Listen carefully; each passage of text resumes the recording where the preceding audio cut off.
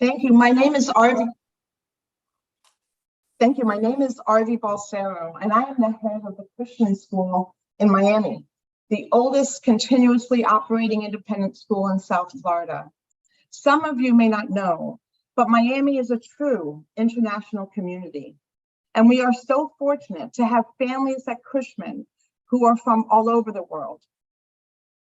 I'm thrilled with the tremendous momentum that has led up to today. We've had lots of conversations with students and faculty and parents through various focus groups. As I facilitate the sharing of ideas and projects, as well as thought-provoking discussions surrounding the need to change the face of education, I know that each of us will continue to feel that empowerment and the responsibility to engage in the process of change. After all, that's why we're all here together today. I want to thank Gabrielle and his team at the LearnerSpace for organizing this global event for us. We're not only learning from each other, but we now have new friends from all over the world. Today is also just the launch of further critical conversations about how we are moving the needles in our schools forward in this ever-evolving educational landscape. The responsibility toward our learners requires it. Our communities require it, and honestly, our sustainability requires it. If you reflect upon the past 3 decades with me, there has been a continued emergence and focus on theories from thought leaders and educational research on how to create meaningful educational experiences.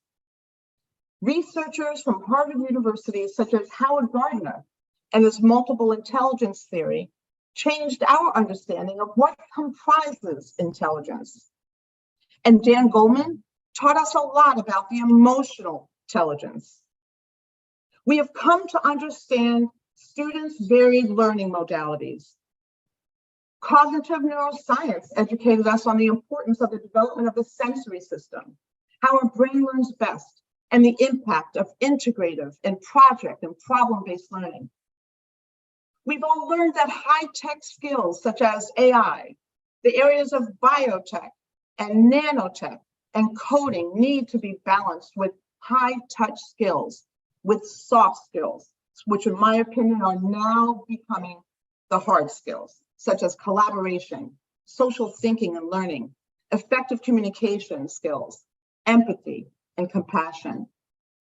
The emergence of design and visible thinking as problem-solving mindsets and also what are believed to be the dispositions, the skill sets, and varied learning environments that students need to succeed in areas of their passion while leading joyful lives have earned our attention as well. We've all remained current together with what is transpiring and emerging from our changing society. How the exponential growth in technology, automation, outsourcing, and abundance, as well as our recent COVID pandemic, influenced the changing workforce and each of our lives in a very personalized way. Schools like Cushman have addressed personalization in many ways, such as through additional virtual learning and platforms. In our case, Cushman Virtual. We have all certainly learned that education should not be a one-size-fits-all, and students can learn anytime or anywhere.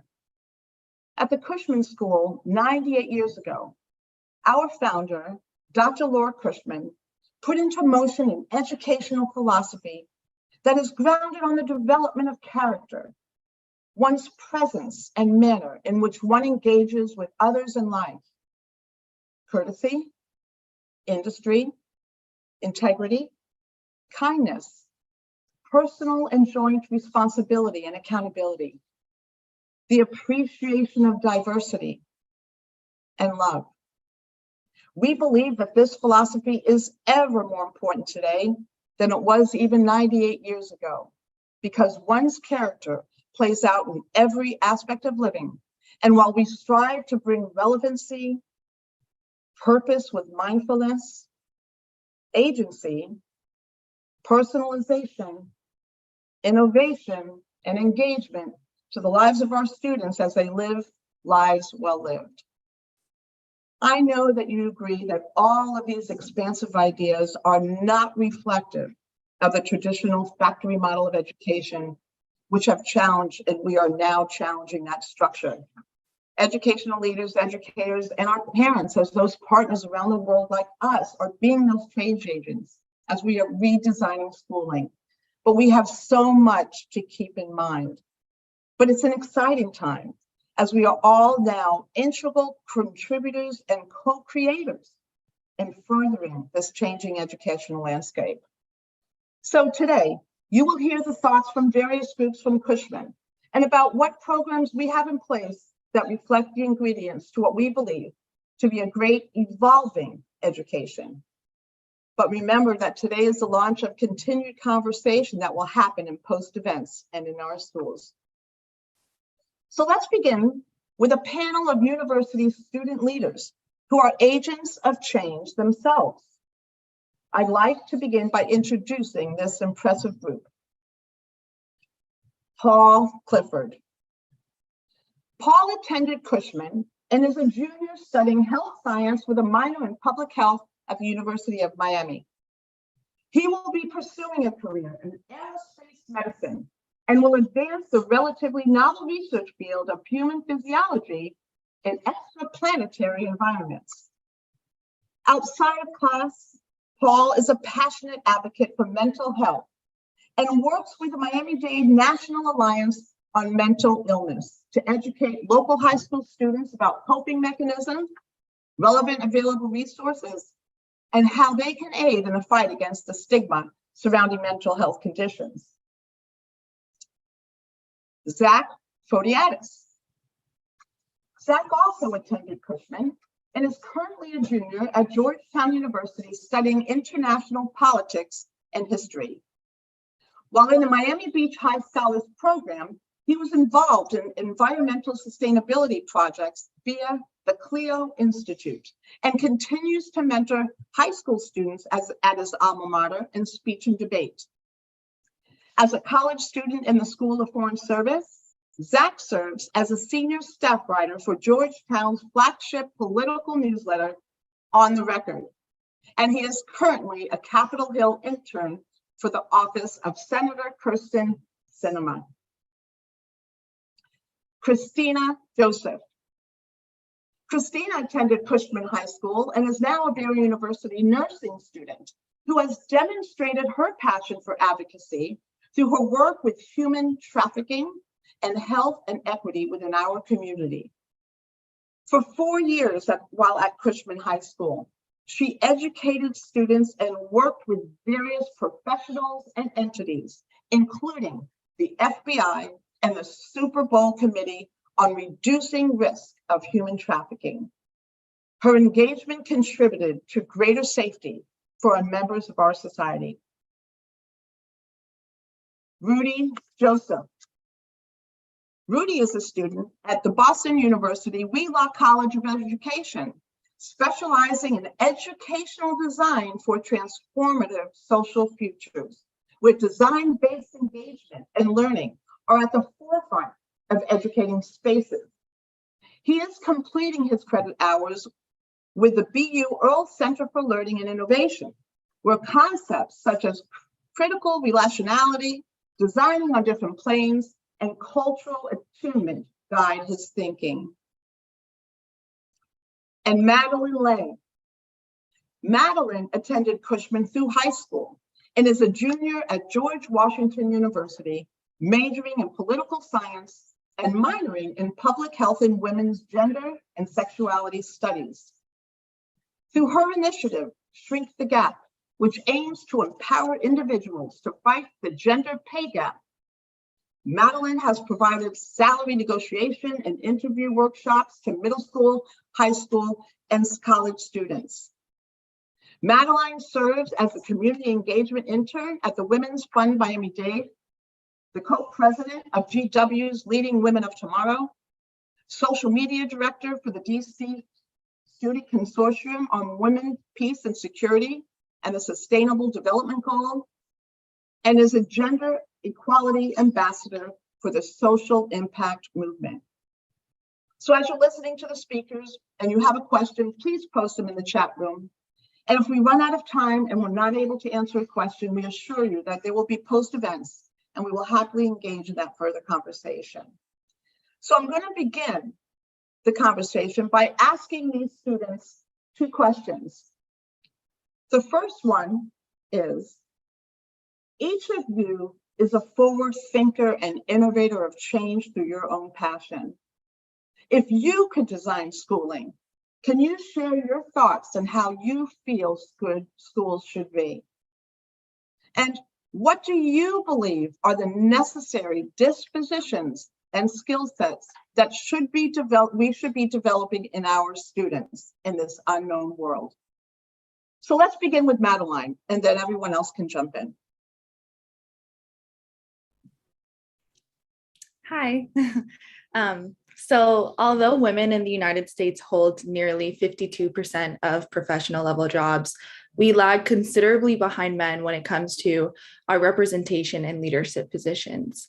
Women comprise only around 27.5% of Congress, and women of color and women in LGBTQ plus communities represent an even smaller percentage.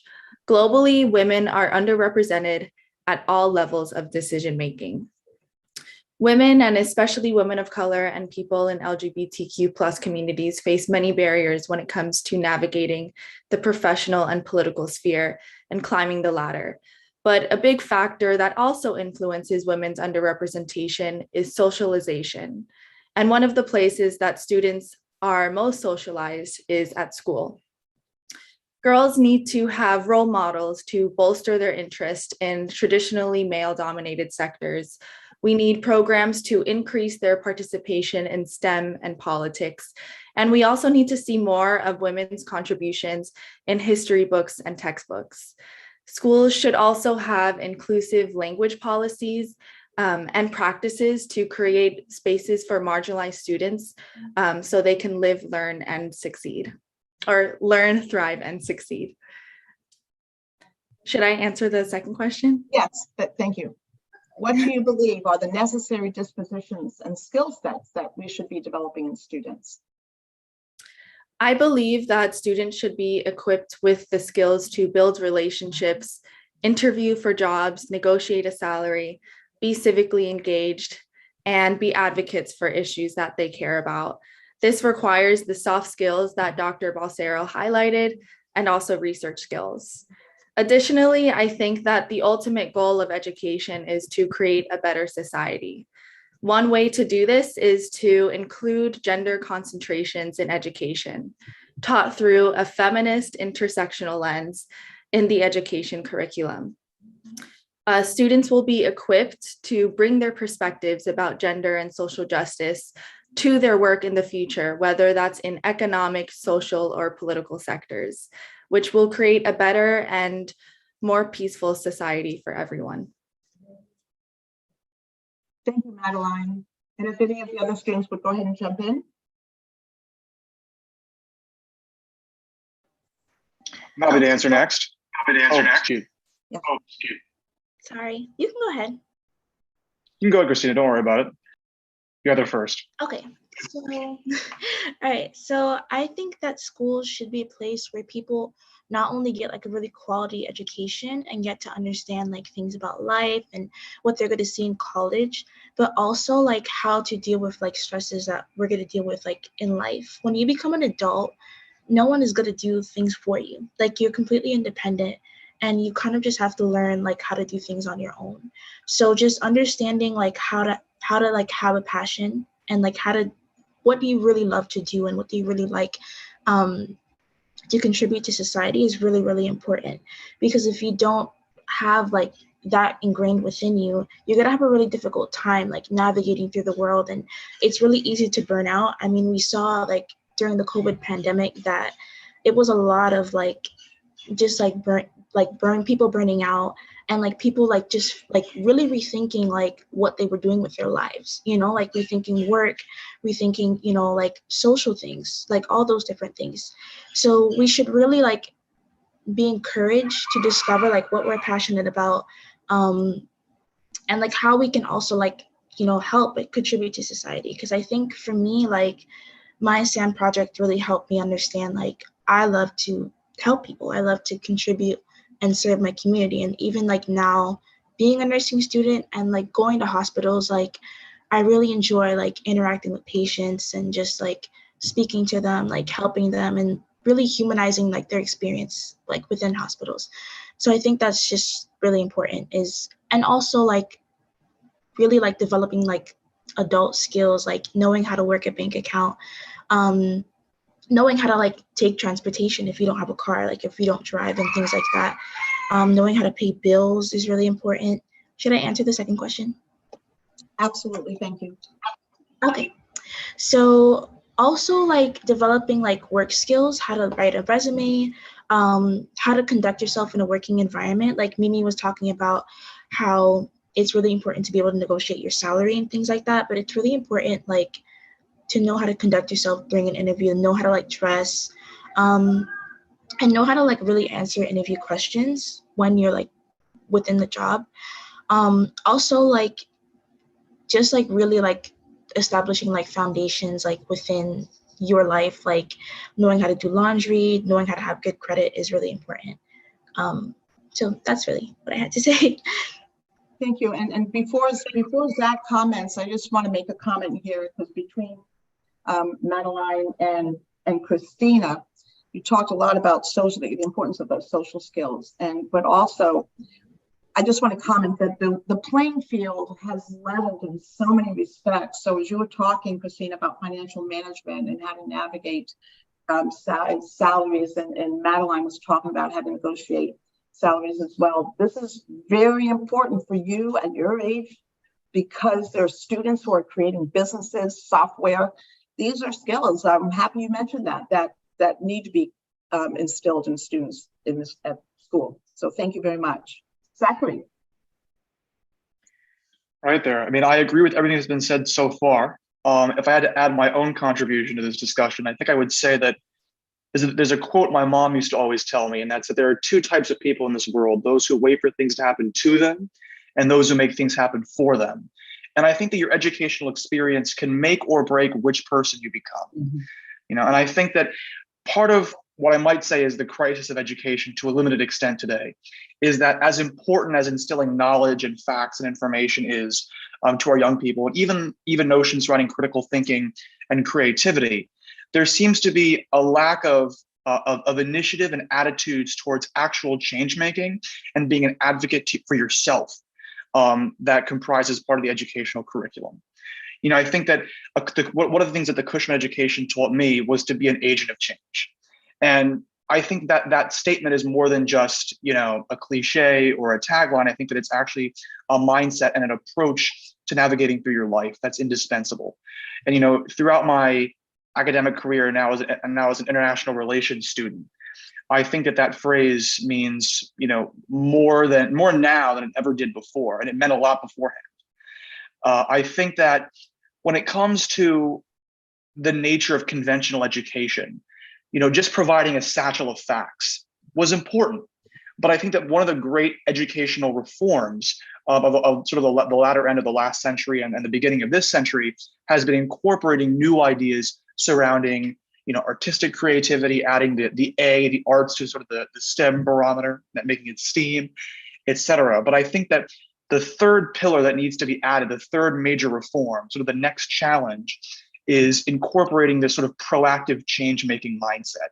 And, in my experience as climate advocacy, as a Capitol Hill intern, it sort of compelled me to understand that being an advocate for yourself and reaching out and having those kinds of indispensable communication and interpersonal skills, it wasn't an option for me. Whether it was growing up in a household where that attitude was instilled, or of course getting the Cushman education that ingrained those ideas within me. Having that approach, I think, is absolutely necessary for the future. I think that especially being in the digital age, as beneficial as having technology has been, that those interpersonal skills and that ability to establish interpersonal relationships is now it's a much higher demand. And so we think we need to provide the supply as educators and when crafting an educational environment. I think to really touch on the second question, the specific dispositions and skill sets necessary that we should instill within students. I think that we need to instill a globalized mindset, and I think that's been said in various different educational settings. But I don't mean just being just knowing what's going on throughout the rest of the world and being engaged in current events. I mean actually teaching people and young students to be international citizens. And I think that that's how we promulgate change making on a global scale, is telling kids that you can be the change you see in the world and knowing what's going on and how to be an active participant. Thank you, Zach. First of all, I love that quote that your mother shared with you and that you still remember. And we do believe that we need to get out into the arena, right? And not just be the watchers, but to be actively involved. And you certainly show that. And you mentioned earlier about the interpersonal skills. When you were talking about being an international citizen, to be able to do that effectively, those interpersonal skills become so important. So thank you for bringing that up. And how about Rudy or Paul? Yeah. So I really like what Zach mentioned when he talked about being an agent of change. I think that's something that even in my particular degree program here at Boston University, like that's what everyone's focusing on. So whether they're going down the pathway of becoming the next classroom teacher, or they're going to be working with children in whatever type of setting they choose to, like the aspect of being an agent of change really exists. And I think even in higher education, that's starting to be the conversation. It's kind of like going over, it's on the fence, but it's also leaning towards like a progression side. And it takes a little bit more of that nudge before it really gets out there. And I think a couple of things that I would put in, like I would like to point out when it comes to like redesigning school is to put more emphasis on like project-based learning. I think people can be agent of change when they have an application system or a setting that allows them to like live room and the space to do so. And having that creativity is so important, even in like your typical like work environment, because a lack of creativity can really like, drain out a person. And being able to just be always constantly there and constantly present is something that like that can definitely go a long way, even professionally. So I think that being able to be in a project-based setting, whether it's with a couple people or if it's an entire cohort, and also feeling empowered to be able to create change with people who also think the same way as you. And I know another part of making sure like we move into this new direction of what this face of schooling can look like is supporting teachers themselves. It's one thing to also be able to encourage students to be those agents of change or those change makers, but also making sure we empower the teachers and the faculty and staff who can also be able to support those kind of students so they can feel confident and proactive in their own like work to be able to inspire others. And I believe once you have the entire reform scale of both the students and the educators, it really creates more of like that partnership that can also lead to a wider breadth of knowledge and a wider breadth of reach, at least into the communities and spaces that people want to go into. And some of those dispositions or skill sets, I think a lot of it's being adaptable, being flexible, and just being consciously aware.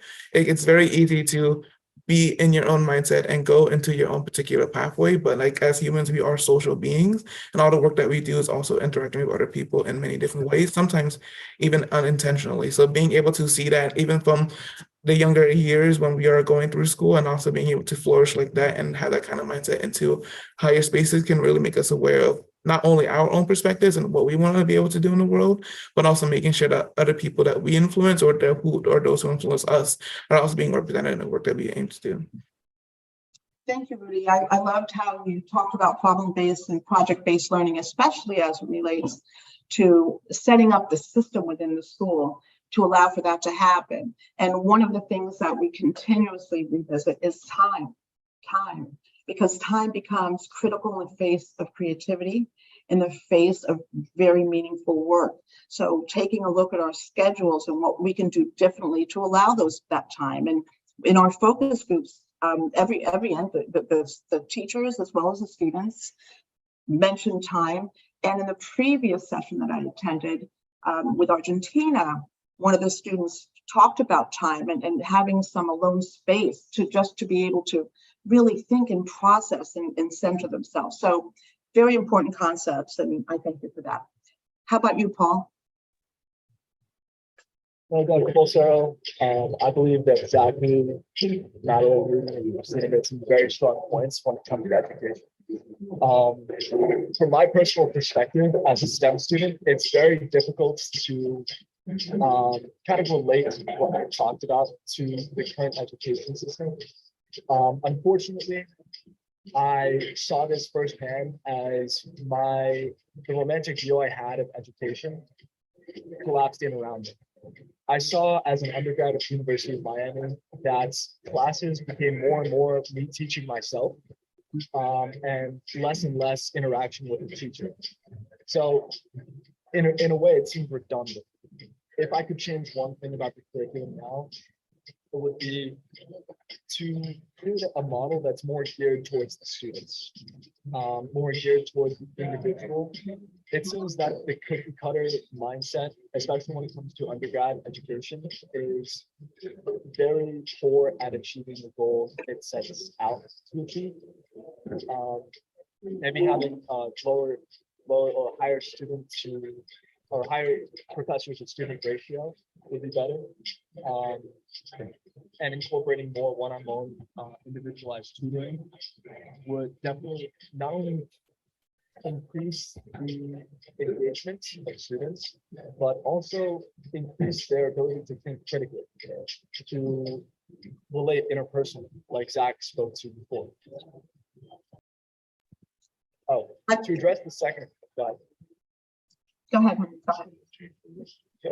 to address the second question, I'd have to agree with Zach in that although rote memorization is highly stressed in the current education model, I don't find it to be that useful. A lot of the classes that I'm taking, I don't use on a day-to-day basis. They are very difficult to employ as far as just rote facts day to day and in my future career.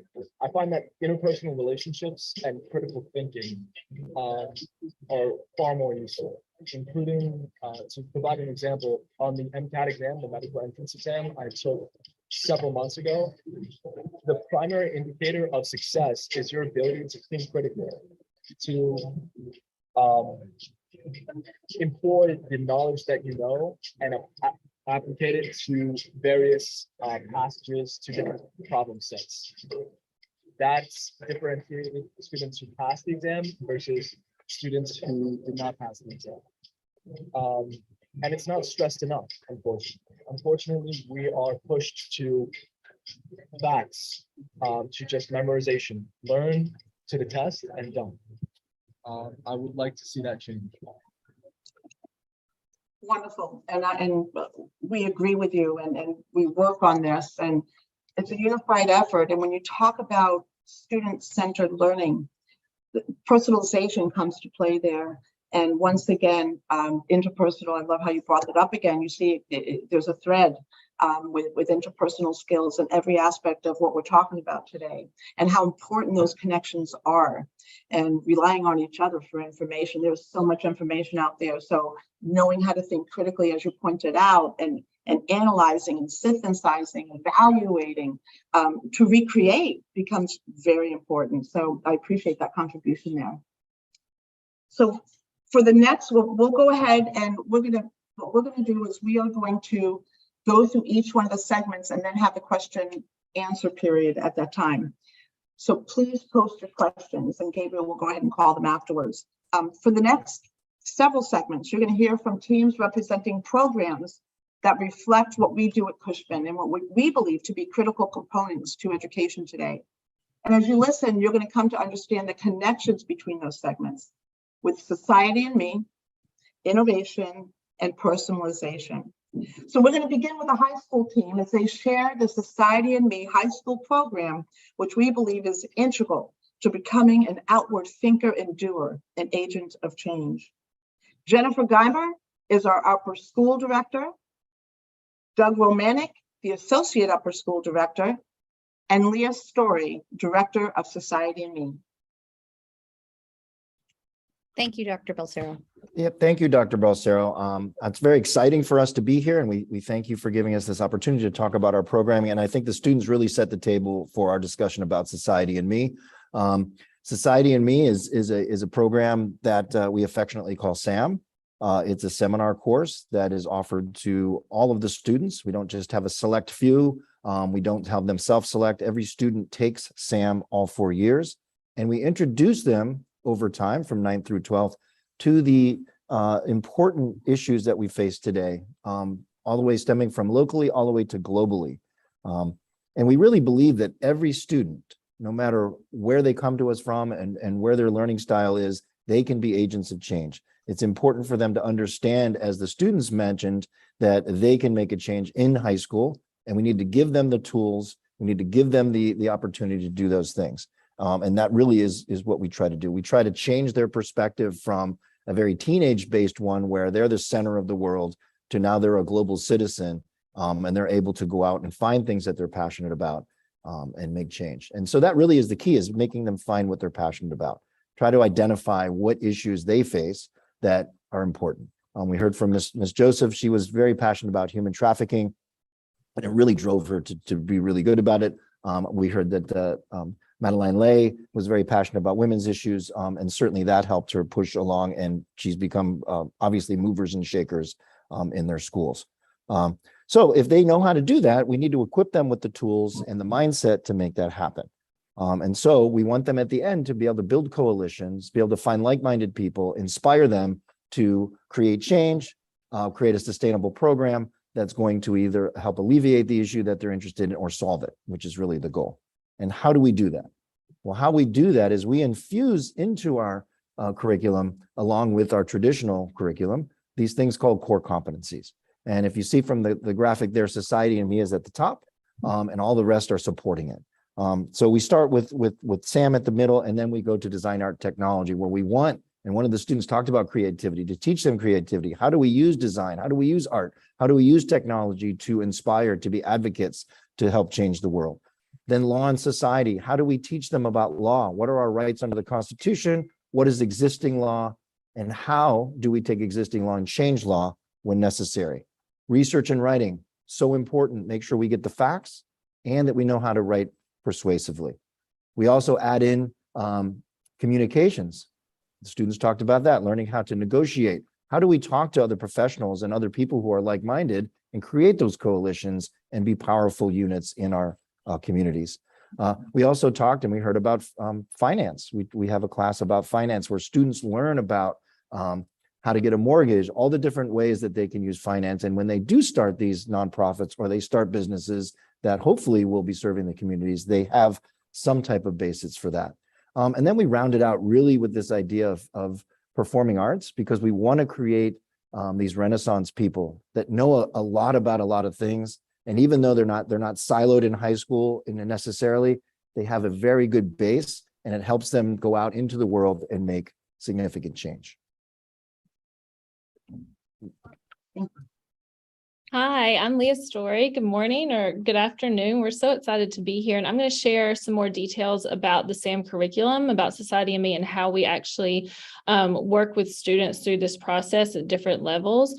So 9th grade is a little different than the upperclassmen because we really want to give them a structure to hang their future projects on. So again, this really is the culmination of a Cushman education where we take all the lessons learned about empathy and social emotional learning, inclusion, innovation, and bring it together in SAM. And so for freshmen, that's really about learning about their leadership styles, helping them identify for themselves where do they see themselves as an authentic leader, and what are their core values. So, and sometimes those things, you say the things you think they're really easy to recognize, but for a young person that's just starting this type of work, it's really important to take the time to work through those definitions. What does that mean? What does the social change model mean? And social change model, you may have heard of that. It's usually a model you can see here in the slide that's reserved for higher education, but we really believe that this is a place to start, even as 13, 14, and 15-year-olds to be engaged in society. And it's really an equity and education issue to get them started early so that they do feel empowered to become agents of change and, be involved as youth, at all ages. So really giving them that framework is super important in that freshman year. And doing interactive community explorations, right? Learning about our local history, learning about the organizations in our community that serve the larger issues that we face and how to extrapolate those onto a national or global scale. Ninth grade then culminates with service learning projects within large groups. So they're learning about collaboration, they're learning about partnership, and they're learning how to move from a curriculum, or a substantive issue that they're interested in and move it forward into having a community impact. I can't, now that there we go. So upper level SAM courses, they are really moving into an issue that they have self-identified as critical to our global future.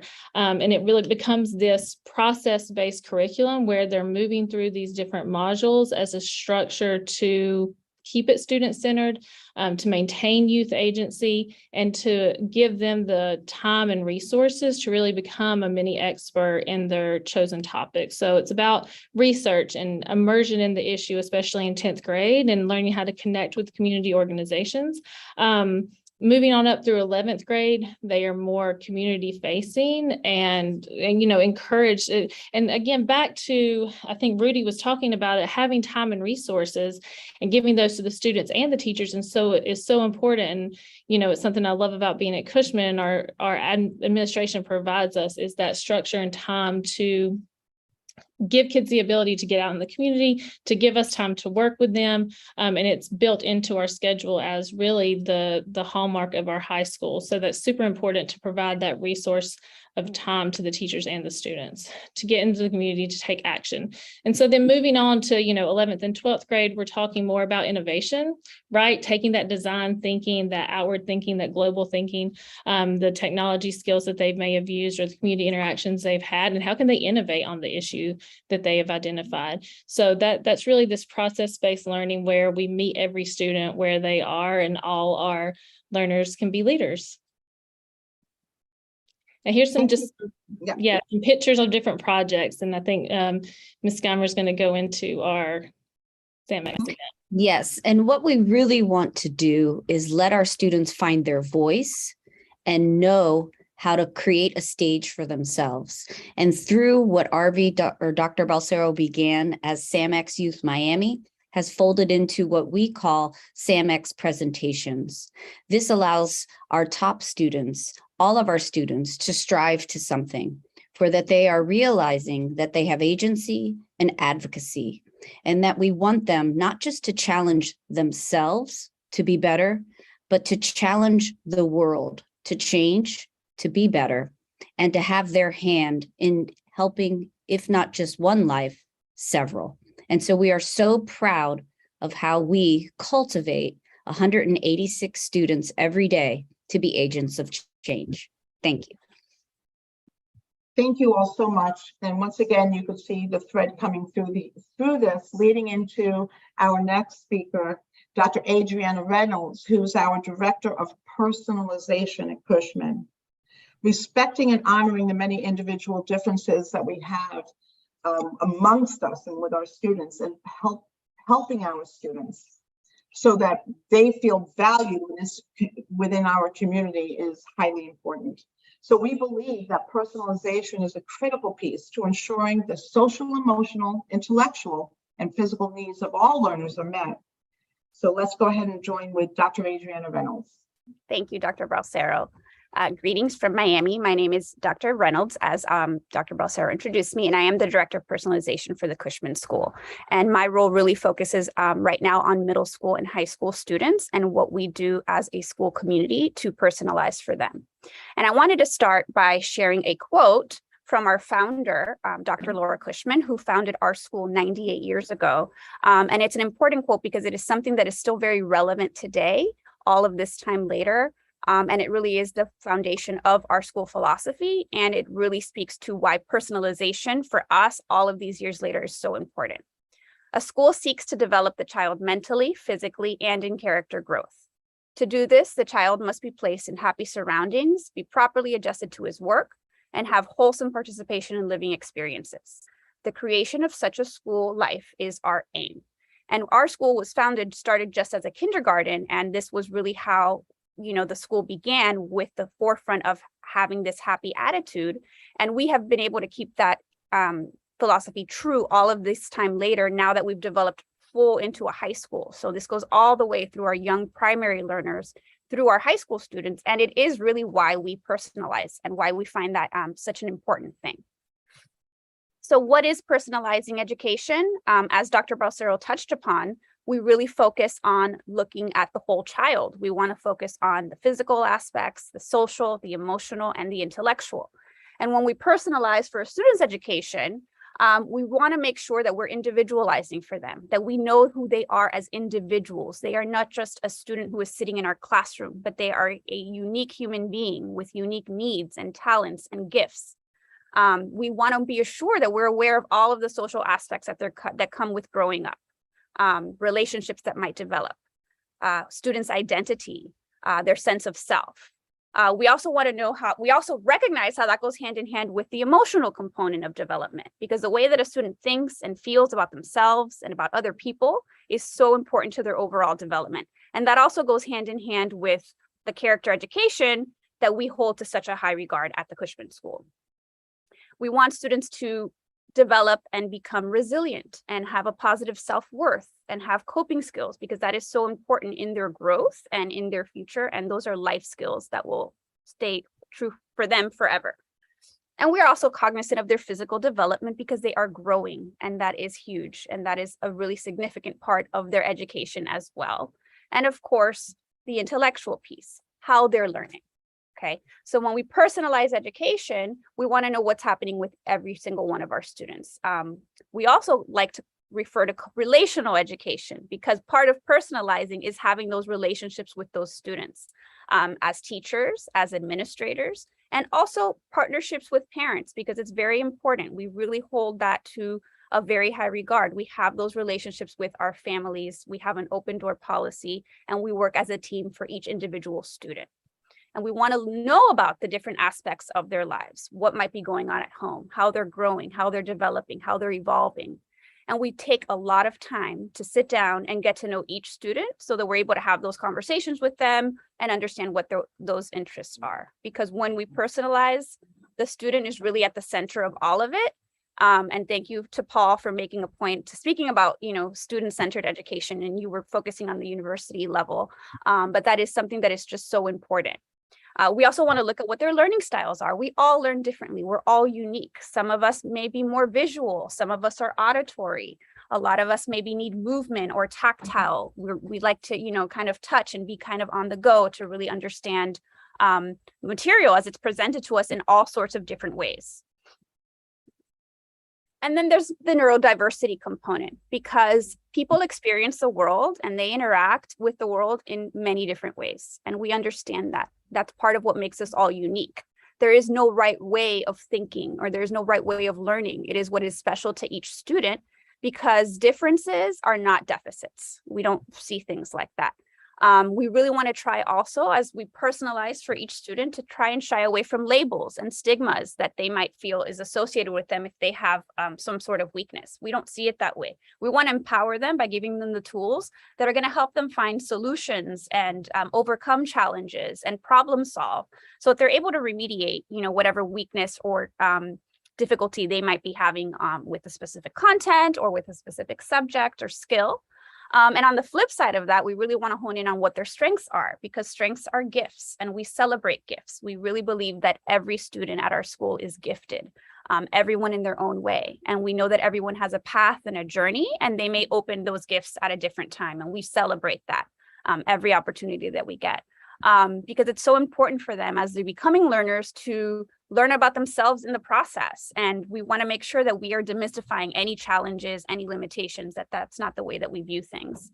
And as those relationships that we have really go beyond the individuals themselves as students, but we really also want to work together as a team. So there are so many people, and we recognize that play such an important role in an individual student's life and education. And when we can get all of those people together, whether it's on the same Zoom or in the same room, to really talk through and discuss different ways where we can take on those challenges together as a team, or to support students when that's needed, whether it's social, emotional, physical, intellectual, or when we can just get together to celebrate, you know, a success that a student might be having. And those conversations really help us with fully really understanding each one of our students. And that could happen with we might bring in a psychologist, or we might bring an occupational therapist in if they're working on sensory integration, or a behavior therapist, a tutor that might be helping them remediate certain skills.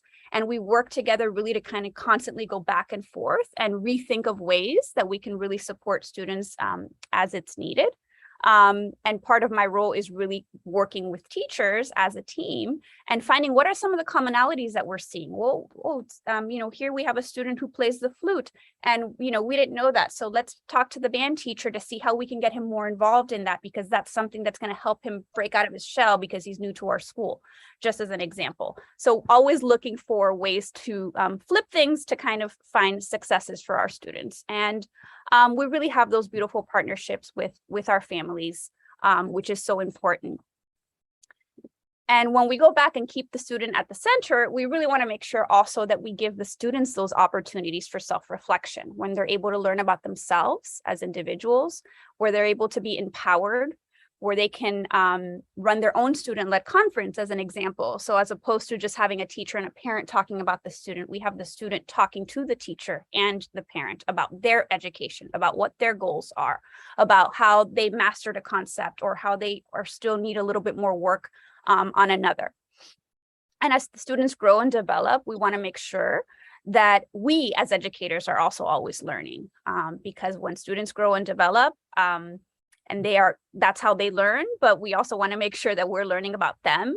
And because when we see each other, when we try to understand what each student's learning modalities are, that's just a further way of us to personalize their instruction, to work as a team, and as always, to keep the students at the center of everything that we do. So my contact information is there, as well as some of my colleagues who work as well with specialized programming. So thank you.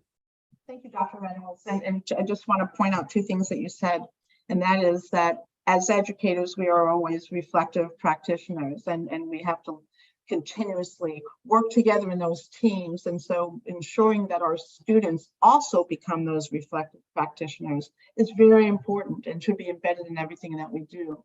And then we end, of course, with students and celebrating them. And that is the most fun, right? That is the most fun. And when children know that we identify those gifts in them, their confidence emerges, they start to feel successful, and they're able to work through some of those other challenging areas. But thank you very much. Thank you. Thank you. In a world where the need to think again, design thinking, visible thinking, and innovation continue to grow expansively as necessary skills. So we've placed innovation and technology as an integral piece to a Cushman education. You're now going to hear from our Innovation and Tech team. Nick Gilmore, Innovation Director. Andrea Livingston, Technology Director. Christina Gonzalez, Upper School Innovation and Design Specialist. And Lizzie Newberry, Technology and Innovation Support Specialist. Let's welcome them. Thank you all so much. Thank you, Arvi. Before we start our presentation, we want to just start with a brief video showing some student innovation in action here at the Cushman School. The assignment was to create a three-dimensional sculpture. We also had to write a proposal about how to have these in the Cushman High School lounge. The first thing we started with was what was the assignment, like what we had to do. The next one was about describing what our object is, as well as showing the mock-ups and our sketches. Two ideas with the plants. One plant where you can see it, where you can see the roots growing from underneath. Or I can have plants sticking out of every direction and making a super box plant. I don't know if it's gonna stand up. It stands! When we saw them for the first time, we're like, whoa. So in that project, the students had to use a lot of design tools, from hands-on, you know, like you saw them sanding and everything, different skills, all the way up to digital 3D modeling and CNC skills. And so those are practical hands-on skills that we want to cultivate. But more so than that, we actually really try to emphasize the idea that innovation is a mindset. You know, that's been mentioned already by a lot of the people in our team earlier about you know, this idea of cultivating critical thinking and creative problem solving skills, viewing challenges as opportunities rather than roadblocks. And so we believe that, you know, in innovation education, we should be facilitators who can facilitate the students' abilities to design, fabricate, collaborate is a big one. Critique is a huge one. And then to be able to present their ideas to an audience without fear or intimidation. We do use, the philosophy is based on sort of the standard design process as a foundation, but we do, like I said, put a heavy emphasis on the components of presentation, collaboration, and critique. We believe the ability for students to critique effectively, to both give and receive constructive criticism, is a priceless skill that will benefit them throughout life, regardless of their field. That along with the ability to collaborate, which is easy to say, but sometimes really difficult to do effectively, is really important for us. And then to be able to comfortably present those ideas to an audience. Those are among our chief goals. And that's in line with our philosophy of the school in general, and, you know, to cultivate agents of change. And we begin this all the way at the beginning with our earliest learners, who are 3-year-olds in pre-K, and all the way up through 12th grade. All right, I'm Christina again. I just want to introduce some of our guiding principles that we reference for all ages at the Cushman School when it comes to innovation in education. We talked a little bit, Nick did, about critique, collaboration, and presentation, but I just want to emphasize that these concepts are paramount to an innovative mindset. They could be pretty intimidating to start with students, especially at an earlier age. Most people don't get there until college. But these skills are really what allow us to move forward without intimidation and to problem solve as a community rather than in a vacuum, because we really don't know what the problems of the future will be. So best to pull all parties involved. And then another guiding principle that we really champion is that measurable outcomes might appear intangible. So what does that mean? Deliverables are not necessarily a primary focus for us, and that's more than okay. Because we keep the focus on problem solving rather than product. Which leads into one of our principles, which is unstructured play and exploration. And it's so critical because it helps students generate ideas and think outside the box, which are the key for innovation. And then moving forward into age-appropriate hands-on skills. So most students have never held a hammer. And through this, we've realized that having students of all ages engage in those hands-on skills is so imperative for building new pathways. When drawing, we actively use both sides of the brain. And so for us, drawing is that base for problem solving. And it's also really important to remember, and it's funny for the tech director to say that it is not about technology or tools. And just if you are lucky enough to be at a school that has like 30 3D printers and CNC routers and all these, laptops sitting in a cabinet, that's great, but that's not innovation. It really takes the mindset to use those tools, but it's also freeing because it means if you're at a school that doesn't have those types of resources, but you can really develop the mindset, then you're going to be able to teach your students how to be innovative and approach problems and solve them, even though you might not have such a wealth of resources to use. The other thing that's really important for us is to figure out how to develop frustration, tolerance, to be able to find ways to cope with the fact that things are challenging when there's problems to solve, and not to get overwhelmed by it. And a lot of times that means that we as facilitators have to remember that when students are asking us questions, not to just give them the content, but to reflectively say, it's a really good thing to ask. Maybe you should Google that. Or how do you think you would approach this? And that takes a lot of retraining, to remember to be the facilitator and not to go after being the expert so they can learn. Yeah, that idea of failure and frustration, it's a little counterintuitive coming from educators, but we actually believe that failure is very productive. You know, not failing and then just giving up, obviously, but using failure as a tool to learn from, to embrace, to analyze, and to, like Andrea just mentioned, to be able to grow through that failure, to be able to weather, you know, to be able to endure that failure and grow from it is a critical skill that that we really try to cultivate.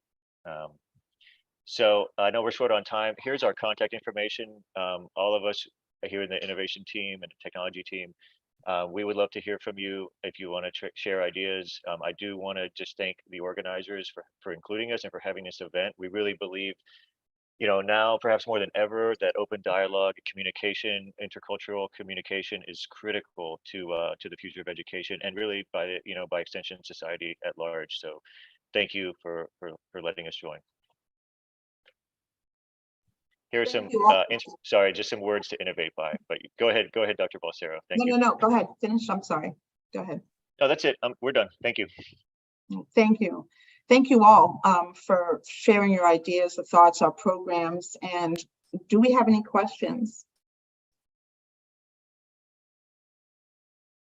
Gabriel, I think you might have them on your side, right, at the chat? No, but we don't have any questions. I think it's been very clear. You know, we have a good number of people on YouTube, but again, I think it's been very clear. Wonderful segment, Arvi, and thanks to the whole team at the Cushman School.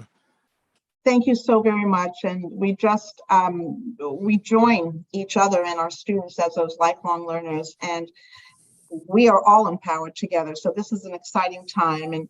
And Gabriel, thank you very much once more, and your entire team at the Learner Space for organizing this, for bringing us together, and we look forward to having this again. And at this time, I'd like to turn it over to Oscar Vesga in Colombia. Yeah, thank you. I'm going to stop the recording now. We're going to continue to be on YouTube since all segments are going to be separate. So we're still on YouTube. Thank you, Arvi. Thanks everybody at the Cushman School. Welcome, Oscar and the team in Colombia. We are going to smooth all this out and put it on the webpage. And as you've hinted, what really matters is the day after, not today. Huh? And this is only the beginning.